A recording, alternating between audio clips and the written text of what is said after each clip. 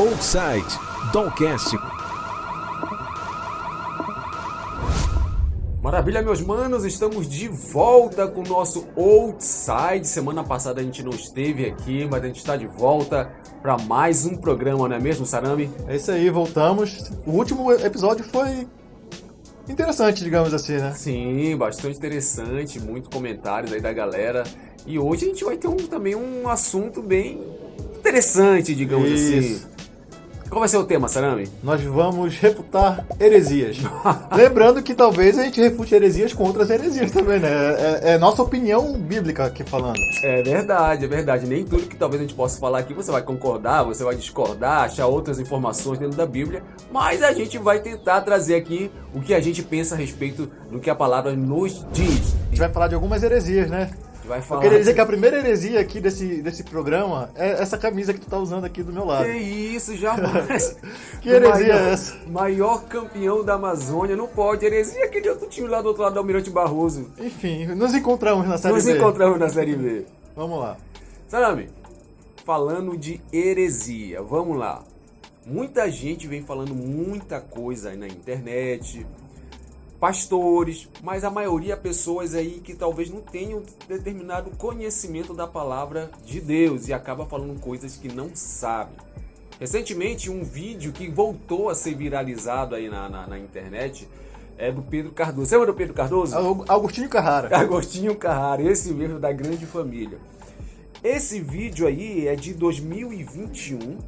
Foi uma entrevista que ele deu para Ciro Gomes. Ciro Gomes, E aí nesse vídeo, lá no meio da conversa e tudo mais, começaram a falar a respeito de Jesus, de Bíblia, e Agostinho Carrara... Agostinho Carrara, sempre no Rolando Lero, né? soltou essa pérola aí, assista. Eu pergunto aos religiosos cristãos em que a morte de Jesus salva a humanidade. E ninguém consegue me responder. O que salva a humanidade é a vida de Jesus, não a morte de Jesus. Mas se a gente pensar que é a morte de Jesus que salva a humanidade, nós vamos sempre eleger um pai como o pai foi para Jesus, um pai que vai nos pedir a nossa vida. Então é preciso ter uma nova compreensão do cristianismo para livrar o povo brasileiro desse masoquismo, que é um masoquismo de origem cristã muito profundo, mas de um cristianismo que eu reputo equivocado. Jesus perdeu quando morreu, ele não ganhou. A humanidade perdeu. Se Jesus não tivesse sido assassinado pelos romanos e pela aristocracia religiosa judaica, a humanidade talvez conhecesse uma obra muito mais interessante de Jesus do que a que ficou. Entender a morte de Jesus como uma vitória faz com que o povo deseje permanentemente um carrasco, entendeu? E não um homem feliz. De que maneira o holocausto de Jesus Cristo salva o pecado dos outros? Por que isso faz dele um cordeiro que livra o pecado de todo mundo? Não é verdade, continuou todo mundo pecando, não livrou o pecado de ninguém. A vida dele é que é o exemplo e não a morte. Então esse é o apelo que eu faço a quem é cristão: se mire na vida e não na morte dele, não na ressurreição, mas nos exemplos dados em vida. São exemplos de quê? De tolerância, de compreensão, de perplexidade, de instigação intelectual. São exemplos muito, muito interessantes. Olha, Pesado. teoria aí digna de um... Teoria digna de... não sei do que. Ele falou muita coisa aí, Sarami. A gente tá rindo aqui porque, ó, cara, vamos lá. É aquela velha máxima. Se você quer falar de algum assunto, primeiramente, estude sobre o assunto. Você tem que se inteirar sobre o que você vai falar, porque você acaba cometendo equívocos que Pedro Cardoso acabou cometendo. Porque muita gente gosta de colocar a sua visão de mundo dentro da Bíblia, dentro da Palavra de Deus. A Palavra de Deus ela não deve ser lida de acordo com nossa visão de mundo. A Palavra de Deus deve ser lida de acordo com o que está escrito nela. E o Pedro Cardoso comete um erro aqui gravíssimo de tentar resumir e entender a Bíblia com o que ele acha o que seria o certo. E ele começa dizendo uma das maiores heresias que eu já ouvi na minha vida, que Jesus perdeu quando morreu. Ele faz esse questionamento e também eu acho que ele inicia fazendo uma pergunta. Em que a humanidade conquistou com a morte de Jesus? a chance de ter vida eterna. Então, Sarame, separei aqui, tem versículos, inúmeros versículos na Bíblia, principalmente no Novo Testamento, que podem responder de forma clara para o Pedro Cardoso sobre essa questão. Lembrando que esse é um vídeo de 2021, mas ele voltou à tona, isso no X, no antigo Twitter, onde pessoas começaram a compartilhar novamente este pensamento, e que é um pensamento extremamente perigoso. Voltando a falar, são pessoas que muitas das vezes não procuram, pelo menos, ler a Bíblia. Existe, parece, uma preguiça mental de procurar ler pelo menos os evangelhos para poder entender o que se passa. Então, mas eu separei aqui pequenos trechos de versículos que podem já responder a primeira pergunta do Pedro Cardoso: o que a humanidade ganhou com a morte de Jesus? Vamos lá. Romanos 4, capítulo 4, versículo 25 diz o seguinte: ele foi entregue à morte para pagar todos os nossos pecados e ressuscitado para a nossa completa justificação. O justificado tem paz com Deus. Olha aí, Sarame, nós já temos a primeira resposta. Ele foi entregue à morte para pagar todos os nossos pecados. Isso, e outra coisa que o Pedro Cardoso, o Agostinho Carrara também fala, ele fala sobre uma visão masoquista cristã, né, que entende a morte como vitória. E a gente pode ir lá para as cartas de Paulo também, que Paulo diz, né, morrer para mim é lucro. Viver é Cristo, morrer é lucro. Então, sim, nós cristãos temos essa visão que o Agostinho Carrara julga masoquista, mas é porque a gente entende que o que realmente vale é o depois daqui. Aqui a gente está numa passagem, num caminho onde a gente vai aprender, crescer, amar os próximos, fazer a nossa missão nessa terra, e depois disso tem algo maior, algo mais valioso. Então o Agostinho, ele tem essa visão humanista, que a palavra humanismo é bonita, mas muitas vezes coloca o homem no centro e esquece do sobrenatural, esquece do pós aqui, né, das coisas que são eternas. Então a visão humanista, essa visão meramente mundana, ela só enxerga o que tem aqui no mundo. Então ela só enxerga o que está na frente dela, só enxerga pessoas, árvores, prédios, montanhas, céu azul, mar.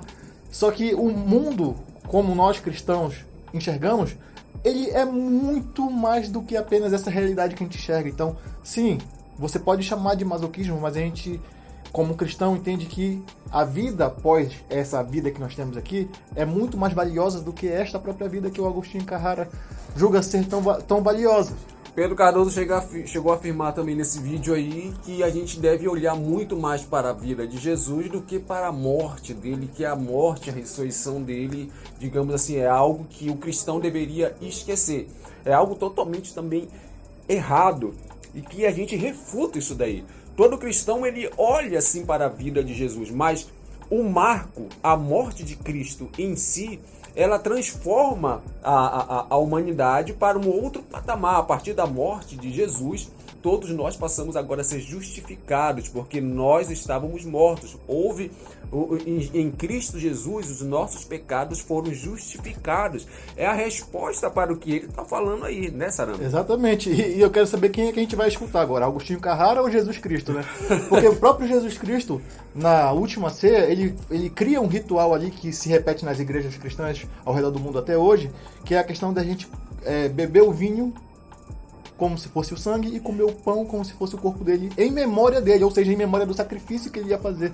Então, Agostinho Carrara pede para você esquecer sobre a morte de Jesus, não lembrar disso, enquanto que o próprio Jesus Cristo cria um ritual todo especial apenas para que nós jamais esqueçamos desse sacrifício dele na cruz. Outra heresia que ele comete no que ele fala aí é para falar a respeito de pecados. Ele pergunta, ele se questiona assim: como pode Jesus retirar o pecado do mundo se o mundo continua vivendo em pecado? É porque ele é um idiota. Ele não entende que justamente por nós continuamos vivendo em pecado, nós precisamos que Jesus tenha morrido lá atrás. Porque apesar de eu continuar pecando, esse meu pecado já está justificado. Claro que eu preciso me arrepender, abandonar os maus caminhos e seguir a Cristo. Mas há 2000 anos atrás, Jesus já morreu pelos pecados que as pessoas iriam cometer no futuro. Os pecados que elas ainda vão cometer.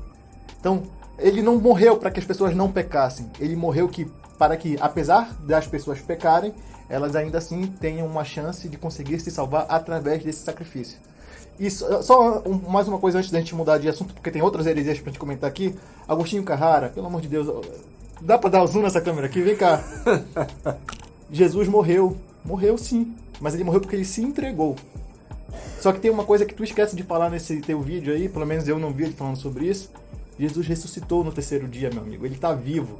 Eu quero citar aqui também que está escrito lá em Isaías, capítulo 53, versículo 4 e 5, só para dar uma resposta a mais aí para o nosso Agostinho Carrara, para o Pedro Cardoso. É o seguinte, meu amigo, olha só o que diz a Bíblia. Verdadeiramente, ele tomou sobre si as nossas enfermidades e as nossas dores, levou sobre si. E nós o reputávamos por aflito, ferido de Deus e oprimido. Mas ele foi ferido por causa das nossas transgressões e moído por causa das nossas iniquidades.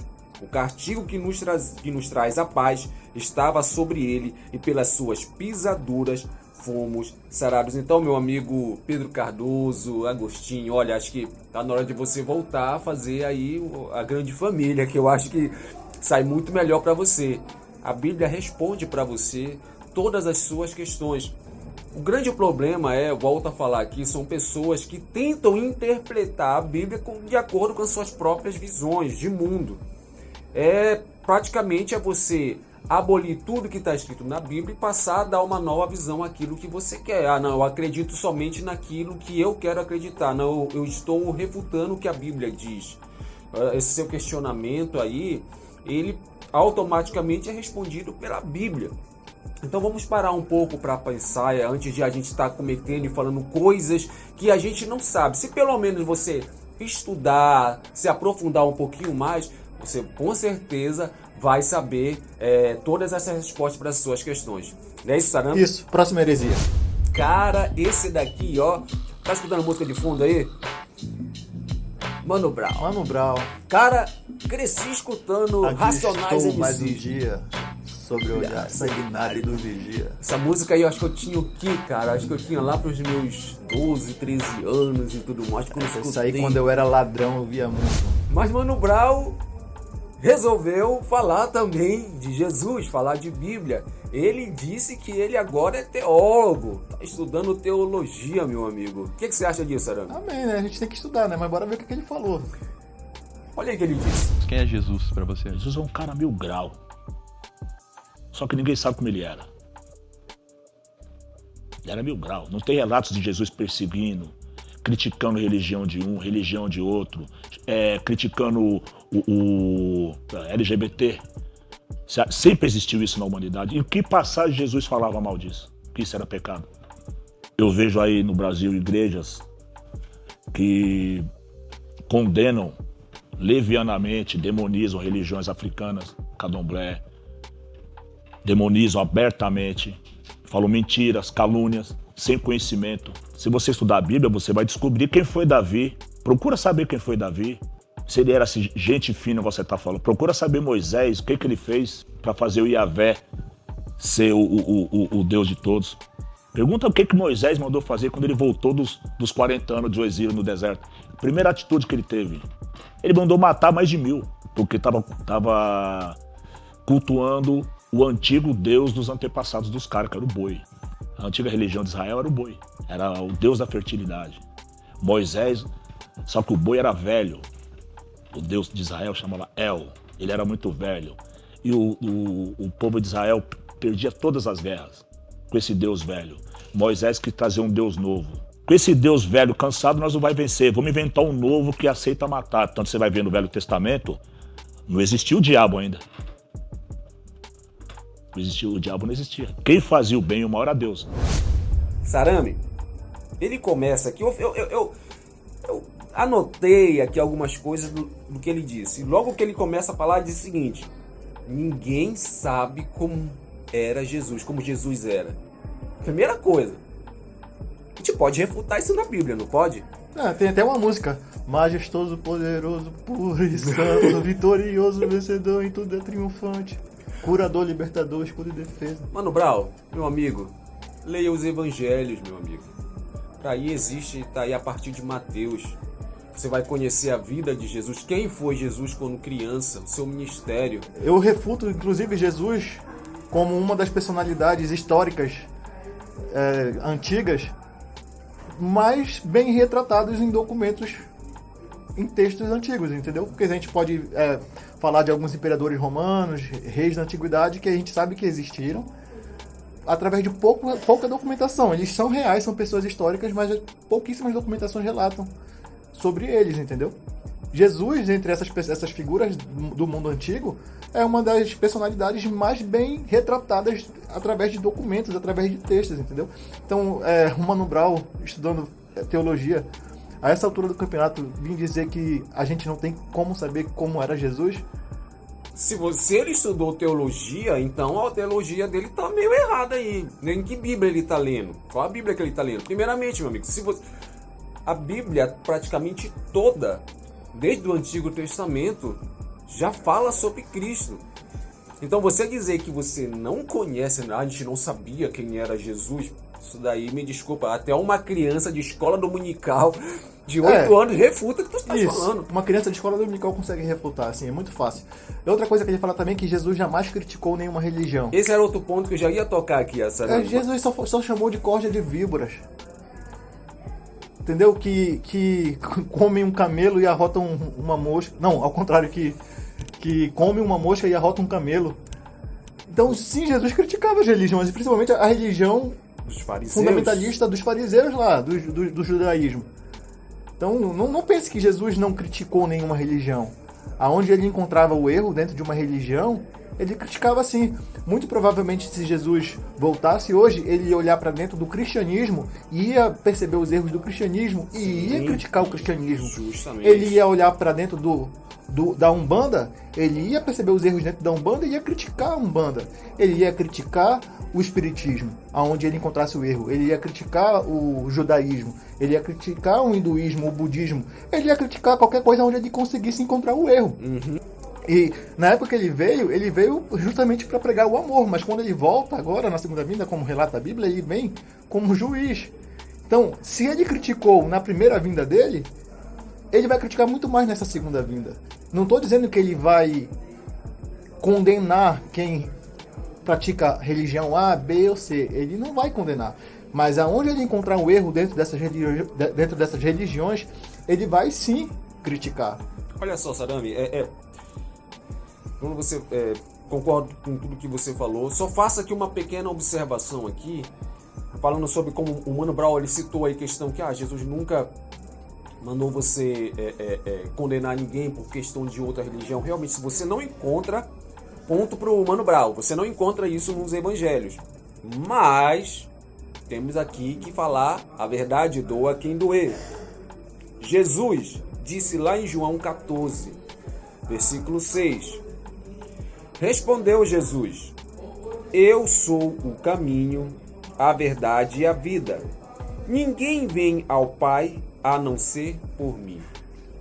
Então, meu amigo, você que está aqui assistindo esse podcast, você que faz parte de uma outra religião, deixa aqui isso muito bem claro. Isso aqui é baseado no que nós acreditamos. Nós acreditamos em Jesus, em sua palavra. E ele afirma que sem ele não tem como se aproximar do Pai. Então, outras religiões acabam sendo colocadas, digamos assim, eu posso falar, Sarami, de lado. Porque só existe um único caminho. Agora, não é porque só existe esse único caminho que isso vai fazer de mim uma pessoa intolerante que não vai respeitar a tua religião.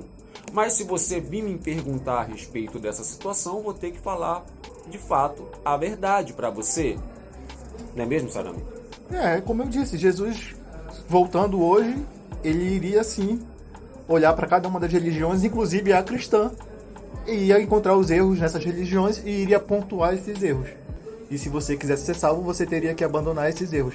Não pense que a religião cristã, nós dentro do cristianismo, estaríamos isentos desse olhar crítico de Jesus. Com certeza. Então essa história de falar assim, Jesus não critica nenhuma religião, isso é uma falácia. Uma falácia.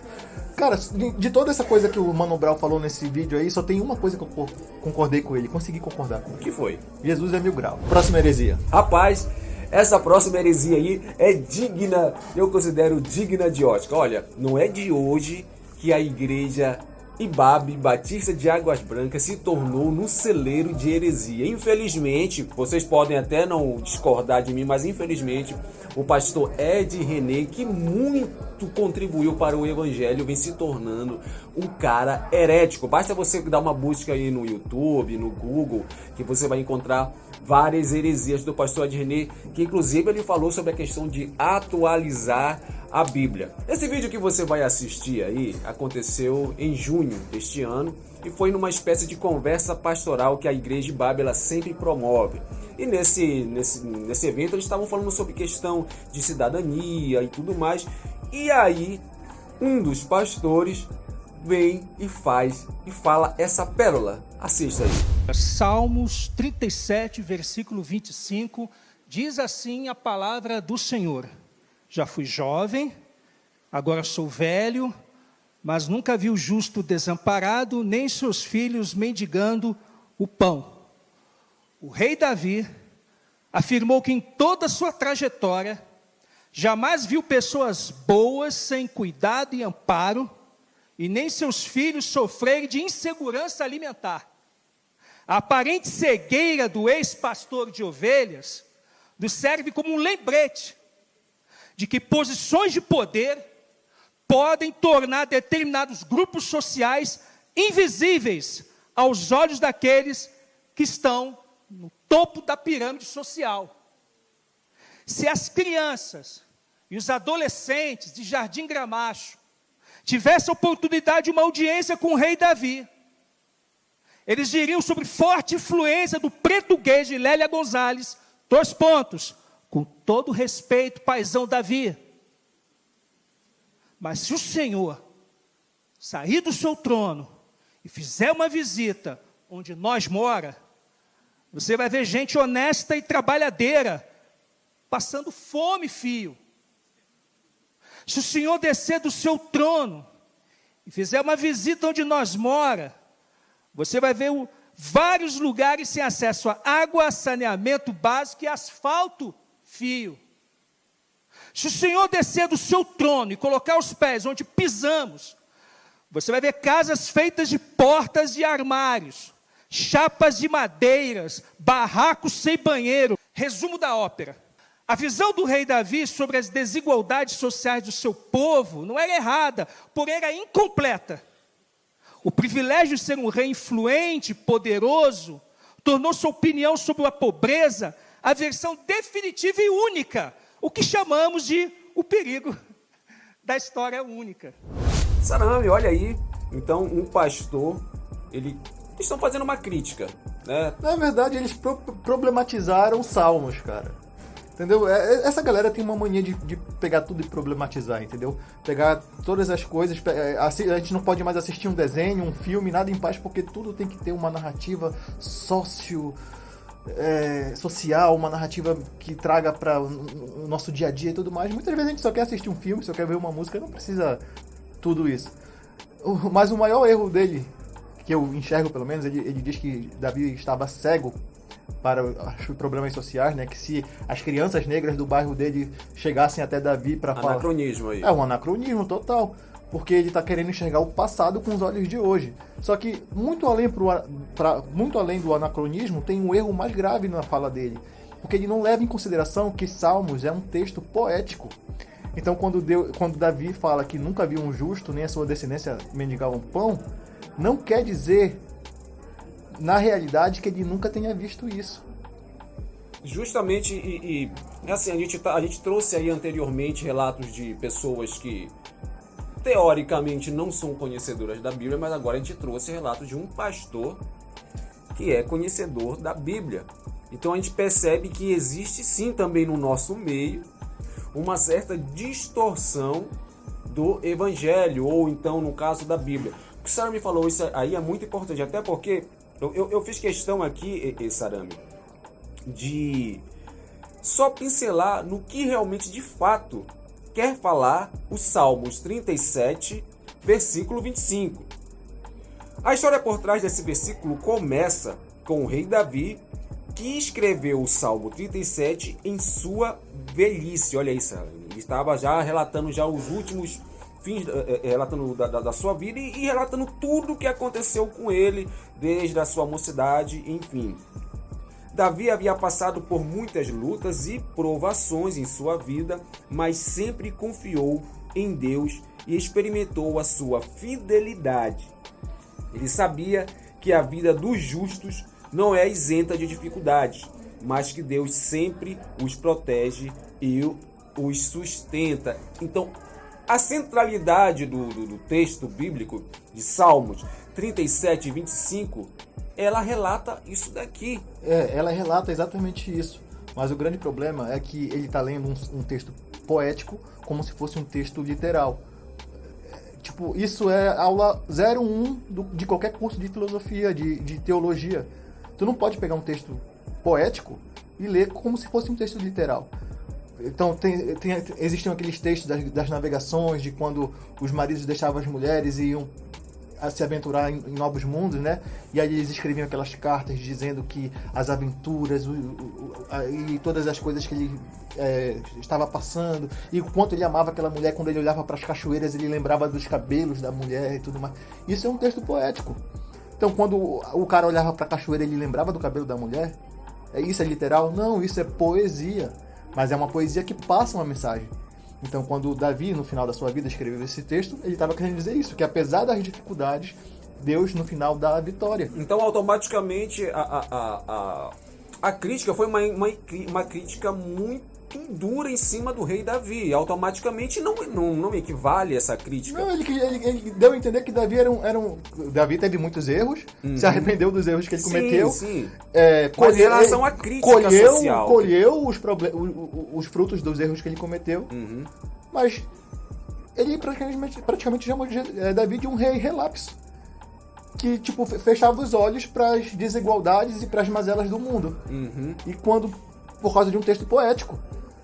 Entendeu? Então, tipo assim, é muito raso, essa pregação é rasa, essa interpretação desse trecho específico de Salmos aí de Davi é uma interpretação, no meu entender, na minha opinião, burra, porque ele não entende, primeiro, o tipo de texto que ele está lendo. Então ele lê um tipo de texto que não deve ser interpretado da forma como ele interpretou, e mesmo assim interpreta.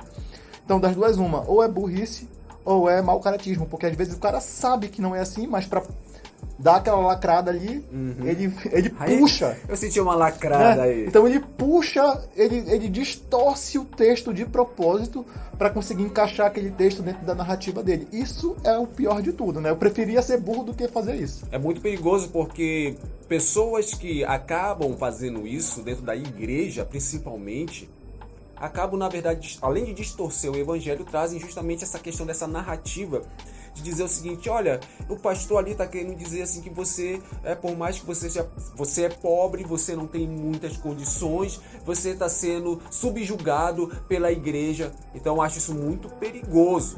O texto ele não fala sobre isso. Davi, na verdade, ele enaltece e diz que durante a vida dele ele passou por diversas dificuldades, mas ele nunca viu o justo mendigar o pão. O justo é aquele que guarda as leis de Deus. Então seria muito mais fácil esse pastor ter puxado para esse assunto, para ter puxado para esse tema, que querer fazer uma crítica social em cima de um texto que não cabe é totalmente descabível. Então, gente, vamos tomar mais um pouco de cuidado aí, que realmente é complicado você ver sistematicamente textos da Bíblia sendo adulterados em nossos dias.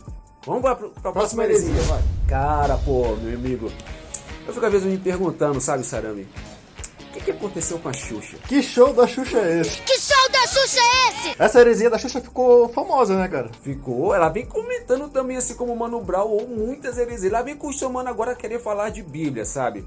Ela segue um pastor que é conhecido o pastor da Xuxa, o pastor das estrelas. Eu não queria ser esse pastor. Porque ele fala justamente, ao meu ver, aquilo que todo mundo gosta de ouvir. Então ela acaba caindo nessa falácia. E aí, Sarami, na verdade, não foi um vídeo, mas sim um texto que ela acabou escrevendo em sua rede social, tá? Isso foi em 20 de abril de 2023. Dá uma lida aí pra gente, Saramino, o que ela falou. Hipocrisia, isso se chama. Ninguém pode julgar ninguém. E se seguirmos a Bíblia, vamos apedrejar, matar tanta gente, sei lá. Tá na hora de reescrever a Bíblia. Bíblia é a palavra final, cheia de amor e tirar todo o ódio. Que tá claro nessas palavras na Bíblia, Deus é amor. Ame o próximo e não importa o sexo. É óbvio que atos doentios é e sempre será crime. Crianças, bichos, etc. Olha, eu não entendi muito aí o final, aí foi meio confuso, mas o principal de tudo A minha cabeça tá doendo, cara. é ela falar que precisamos reescrever a Bíblia. Não, primeiro, o primeiro erro já começa quando ela diz que ninguém pode julgar ninguém. Como assim ninguém pode julgar ninguém? Juízes julgam, né? Se tu comete um crime, tu vai acabar respondendo no tribunal. Então, já tá errado ela dizer que ninguém julga ninguém, porque juízes julgam. Isso falando do nosso sistema judicial aqui mundano. Mas ela, logicamente, ela não tá querendo falar disso. Ela tá falando do texto da questão moral. Ninguém pode julgar ninguém moralmente. Isso também é um erro que pode sim. Pode, biblicamente falando, e do mundo falando também. Agora, sabe, em cima disso que você falou, vamos lá. Agora é uma pergunta que eu vou te fazer. Já que tu tá falando que ninguém pode julgar ninguém... Eu não tô falando isso não, a você... Xuxa que falou. Não, você falou aí tudinho e tudo tá. mais, tá. O que eu quero te perguntar, e o texto que diz que da mesma medida que julgares, você será julgado? Exatamente. Então, isso quer dizer o que, na verdade? O que quer dizer é o seguinte, que se eu me comprometo a viver uma vida diante de Deus, diante de Cristo, eu sei a régua com que eu vou medir o meu irmão, que é a mesma régua que eu meço a mim mesmo. Por isso então, eu não devo julgar o meu próximo? Deve julgar o seu próximo, como você próprio se julga. Pra você não cair no erro, numa falha, que é o que ela começa dizendo aqui, hipocrisia. Porque se você julga o seu irmão de uma forma que você próprio não se julga, você acaba se tornando um hipócrita. E o que ela tá fazendo? Ela tá julgando, não é verdade? No texto dela, ela está E julgando. essa é a pior de todas as incoerências, porque onde ela pede pra ninguém julgar ninguém, ela tá julgando. Então, no texto dela, ela faz aquilo que ela tá condenando. Mas vamos lá. Do que mais pegou nesse texto aí que ela escreveu, de tantas coisas confusas que ela acabou escrevendo, tá aí sobre a questão de reescrever a Bíblia. A gente vê um levante de muitos pastores, que são conhecidos como pastores progressistas, que acabam trazendo essa narrativa. Precisamos atualizar a Bíblia. A gente acabou de falar aí da igreja Ibabe, do Ed René, que, se eu não estou enganado, ano passado, há uns 2 anos, ele falou a respeito disso. E isso caiu como uma bomba no meio evangélico, no meio cristão. Inclusive, ele foi até desligado da convenção das igrejas batistas. E agora, a gente vê um texto aí que também a Xuxa replicando a mesma história. É esse que é o pastor dela? Não, esse pastor que falou da atualização da Bíblia foi o Ed René da Ibabe. Não é o pastor dela. Que não é o pastor dela. O pastor dela provavelmente... Vai estar aí na descrição o nome do pastor dela, mas que eu não esqueci o nome do pastor dela. Cara, esse negócio de atualizar a Bíblia, né? É aquela questão. Bíblia é o seguinte: é pra quem acredita. Se você não acredita, tá tudo bem. Você não acredita. Você não precisa seguir aquilo, você não precisa acreditar, você pode fazer piada, você pode rir, você pode fazer o que você quiser. A questão é, quem acredita, acredita. Eu vejo que essas pessoas que pedem atualização da Bíblia, elas não acreditam na Bíblia. E elas querem atualizar a Bíblia de acordo com como elas queriam que a Bíblia fosse. Porque se você acreditasse na Bíblia, você não queria mudar a Bíblia. Na verdade, muito se passa, eu falo em dar um afago no pecado. Porque a Bíblia, ela relata determinadas situações, que aquilo que você deve e aquilo que você não deve fazer, né? E aí, que eu vejo, é que pessoas que ao ler determinado texto da Bíblia dizem, opa, eu não posso fazer isso daqui, não, mas deixa eu procurar algum argumento aqui dentro da Bíblia que possa dizer que eu posso continuar fazendo determinada situação. Aí ela não encontra esse argumento, aí quer atualizar a Bíblia. Justamente por isso, ela não acredita no que ela está lendo. talvez por toda a cultura que ela cresceu, cristã e tudo mais, ela quer se dizer cristã até o final da vida, mas no fundo, ela não está acreditando no que a Bíblia diz. Porque se tu lê um negócio e quer atualizar aquele negócio, tu não acredita nele. A Bíblia é um livro antigo, é um livro sagrado. Você não olha para um livro como esse, que chegou até as nossas mãos mais de 2.000 anos de história, e o que mais teve foi gente tentando destruir o cristianismo, tentando eliminar o cristianismo da face da terra, e o cristianismo só se tornou cada vez mais forte e a palavra só chegou cada vez mais longe. Então, na história da moderna da humanidade, o cristianismo foi a doutrina, a filosofia, a religião que mais se espalhou pelo mundo. E quantas pessoas não tentaram mudar a Bíblia ou tentaram eliminar essa história da face da terra? E ele só cresceu. Então, eu vejo essas iniciativas de quem quer atualizar a Bíblia, como eu já disse, como de pessoas que não acreditam na Bíblia e querem escrever uma Bíblia à sua própria imagem para poder conseguir acreditar. Agora, na própria Bíblia, a gente consegue refutar isso. Porque a própria Bíblia diz que, olha, a palavra de Deus, ela não é nova. Ela se renova todos os dias. Você acredita nisso? É o que está escrito. Eu acredito que a palavra de Deus, ela se renova todos os dias. Sozinha, sem precisar nenhuma intervenção humana. A própria palavra, ela se adapta aos tempos modernos. Mas como? Ela é só um livro, não sei o quê. Sim, é só um livro, fisicamente falando. É um monte de papel com tinta impressa nela. Mas não é nisso que a gente acredita. Não é no papel, não é na tinta. É no conteúdo daquelas palavras que estão impressas naquelas páginas. Aquilo são as próprias palavras de Deus. Entendeu? Então, nesse sentido, as palavras de Deus, elas têm esse poder de se renovar sem precisar que a Xuxa chegue lá e renove ela. É aquilo, né, cara? A pessoa, como tu explicou, ela vai ler a Bíblia e encontra na Bíblia que o que ela faz é pecado, ela fala, não. Vamos atualizar isto.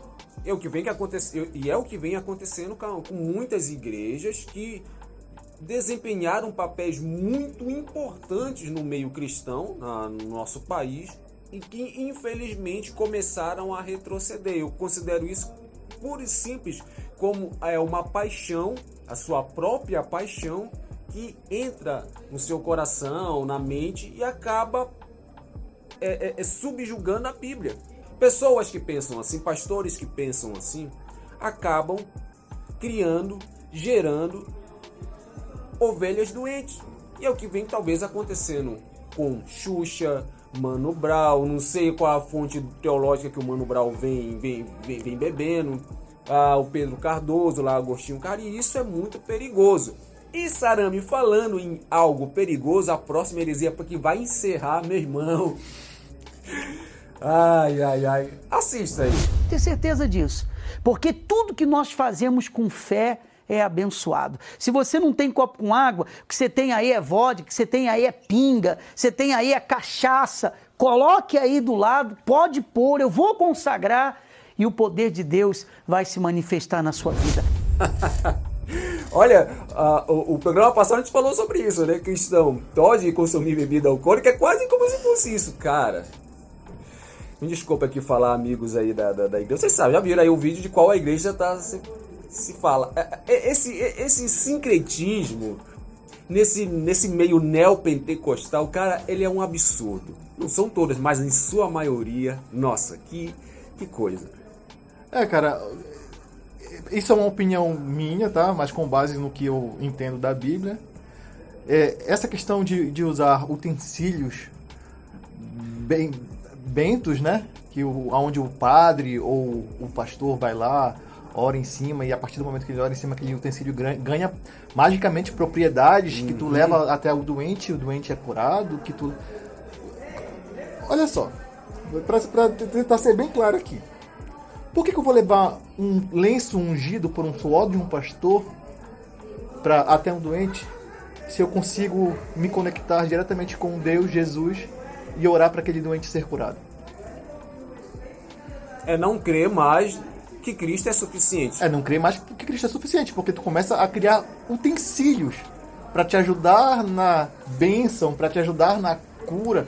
Mas muito mais do que crer nesses utensílios, claro que tem igrejas que usam isso para meios financeiros, porque elas vendem, né, o tijolinho não sei do que para você ter sua casa própria. Inclusive eu vou deixar aí na descrição, Sarami, não te interrompendo, mas tem um vídeo que a Ana Paula Valadão, ela deu um testemunho de um podcast em que ela justamente fala sobre isso, que ela participou de um evento de uma igreja neopentecostal e que nesse dia, acredita que a gente estava lá, Benihim. E nesse dia lá, eles estavam vendendo o lenço do Benihim com o suor dele para dizer que aquele lenço lá ia curar as enfermidades, enfim. E eu já vou chegar nisso, né? Então as igrejas muitas vezes vendem esses utensílios sagrados, né, entre aspas, da mesma forma como a igreja católica lá no passado, né, vendia o pedaço da cruz, vendia não sei o que no céu, vendia isso aqui. Hoje as igrejas neopentecostais fazem isso muitas das vezes para ganhar dinheiro com esses utensílios. Eu não acredito nisso, tá? Eu tenho meus motivos teológicos, bíblicos para não acreditar. Eu não acredito em água benta, em tijolo santo, em lenço, não sei. Eu não acredito nisso. Porque. Rosa Santa, sal não sei o que das quantas. Qual é a diferença disso para crer em ídolos? Qual é a diferença disso para orar por um pedaço de toco no meio do mato que eu vou ser curado? E muita gente pode estar falando aqui, dizendo. Pode estar, né, pensando assim, poxa, mas eles estão falando mal, mas olha, o que importa é a fé. Mas sabia que essa falácia, ela é muito herética, o que importa é a fé. É errado pensar dessa forma, porque a própria Bíblia refuta esse tipo de pensamento. Porque a fé verdadeira, genuína, é a única em Cristo Jesus. E é uma fé racional acima de tudo, né? Então, já começa por aí. Eu não acredito, para mim não tem efeito nenhum. Por que tu vai ter a fé num lenço, no suor do apóstolo lá, se tu pode ter a fé diretamente em Cristo? Mas eu tenho a minha teoria sobre isso. Já deixei bem claro que não acredito, que para mim isso aí é usado muitas vezes para ganhar dinheiro. Mas eu acho que o principal objetivo de quando um Benihim da vida ou esses outros apóstolos passam um lenço com suor e entregam e são curados, o outro passa o paletó e todo mundo ali cai, não sei o quê. O objetivo inconsciente ou consciente da parte dele, mas para atingir o inconsciente da plateia, é que ele quer que aquelas pessoas enxerguem nele um homem como foi Pedro. Um homem como... porque a sombra de Pedro curava. Não, tu não é Pedro. Entendeu? Tu não é Pedro, tu não é Paulo, tu não é nenhum daqueles apóstolos. Tá entendendo? Tu não é principalmente Jesus. Mas Jesus dizia que vamos fazer coisas maiores do que ele fez. Mas aí vai uma surpresa. Vamos fazer coisas maiores do que ele fez em nome de Jesus. Esse é o ponto. Você acabou de falar, você tocaste no ponto principal. As pessoas parecem que elas querem a glória para elas. Porque é o paletó dela que derruba todo mundo. É o suor dela que está curando as pessoas. Tá entendendo? Então, ele quer atingir o inconsciente das pessoas para as pessoas enxergarem nele um homem santo. Um homem acima dos outros homens, entendeu? Então eles querem passar essa imagem de maiores do que realmente são. E aí é o perigo que eu falo da maioria das igrejas neopentecostais. As igrejas neopentecostais, elas são digamos assim, uma divisão das igrejas pentecostais, que é um movimento extremamente sério e que a gente vê embasamento bíblico para o movimento sério, histórico, tem consistência. Agora, o neopentecostal, quando ele fala esse negócio de neo, eu já fico até com um frio na espinha. É você começar a atribuir coisas que basicamente não estão na Bíblia. Então, como o Sarah me falou, essa questão de lenço ungido, rosa ungido, porque o sal não sei das quantas, porque a lua é o dia da sexta-feira, porque você acaba realmente tirando um atributo que é especificamente só de Jesus. Na verdade, Jesus é só um pano de fundo que fica ali. Então, quando eles começam a fazer tudo isso, as pessoas que, infelizmente, realmente estão passando por problemas, estão doentes, elas acabam entrando nesse caminho e é muito complicado sair de um caminho desse. Muitas igrejas vêm adoecendo pessoas aos montes. Aqui eu vou te dar um exemplo aqui, infelizmente, como é o nome daquela moça lá, a Urach? Vanessa Urach. Olha o que aconteceu com ela. Aí, lógico, a gente não vai dizer aqui que foi 100% culpa da igreja a qual ela estava frequentando, mas alguma porcentagem de culpa da igreja realmente teve. Alguma porcentagem tem. Porque ninguém sai de uma igreja e fica do jeito que ela ficou assim à toa. Então, assim, a gente tem que ter muito cuidado. Então, essas igrejas neopentecostais que acabam trazendo esses elementos, sincretismo para dentro da igreja, isso é muito preocupante. Mas Jesus não atua dentro de uma igreja como essa? Atua, por misericórdia. Tem muitas pessoas lá boas, pessoas com boas intenções, com um bom coração, que estão ali realmente buscando Deus. Então, sim, Deus atua numa igreja como essa. Deus salva, Deus batiza, Deus liberta. Sim, mas enquanto tudo isso acontece, boa parte da liderança dessas igrejas estão fazendo coisas como essas aí que, ao meu ver, biblicamente, teologicamente falando, só atrapalha, só distancia, só confunde as coisas de Deus na cabeça dessas pessoas que frequentam aquela igreja. Amigos, vamos ficando por aqui. A gente viu, hoje Sarama, a gente foi de Xuxa, Agostinho Carrara. Que show da Xuxa é esse? A gente foi de Mano Brown. A gente trouxe aí um pouco aí do que vem acontecendo nas redes sociais. Eu quero deixar só um aviso aqui, porque no nosso vídeo sobre bebida alcoólica recebemos alguns comentários lá e tudo mais. Eu quero dizer pra vocês o seguinte: se vocês quiserem me cancelar, vou falar por mim, tá? Me cancele, não tô nem aí. Eu tô aqui, Agostinho Carrara, eu tô aqui é pra ser morto mesmo por Jesus, entendeu? Se vocês quiserem me matar, me matem, porque pra mim morrer é lucro, viver é Cristo, entendeu? Então a minha reputação é o que menos importa, eu vou falar do que eu entendo que é a verdade, doa quem doer. E continue falando, continue deixando aí os seus comentários. Não concordo, eu acho que tá errado e tudo mais. Você continue fazendo isso porque você vai estar ajudando também ao nosso canal. E Sarame, falando em nosso canal, o que a galera tem que fazer? Curte, comenta, compartilha. Segue a gente no canal do Outside no YouTube, dos remanescentes fiéis até o fim também no YouTube. E acompanhe o nosso podcast que todas as sextas-feiras, somente quando não dá certo não vai pro ar, né? Mas geralmente nas sextas-feiras você vai poder acompanhar sempre um podcast novo, com um tema novo aqui, debatendo, conversando sobre coisas do reino de Deus. É isso mesmo, a gente quer, sabe, sempre falar isso, dessa vez eu que vou trazer isso daqui, agradecer aí ao DOL por estar dando esse espaço, ao Grupo RBA por estar dando esse espaço aqui que a gente pode estar debatendo coisas do Evangelho. Não é todo o veículo de comunicação que dá esta abertura. Desde já a gente já agradece a nossa coordenadora Raina Alex que nos dá essa oportunidade. E você já sabe, sexta-feira que vem a gente está de volta ou não, mas para mais um episódio aqui do Outside. Música da Xuxa, vai. Aquele abraço. Outside, Domcast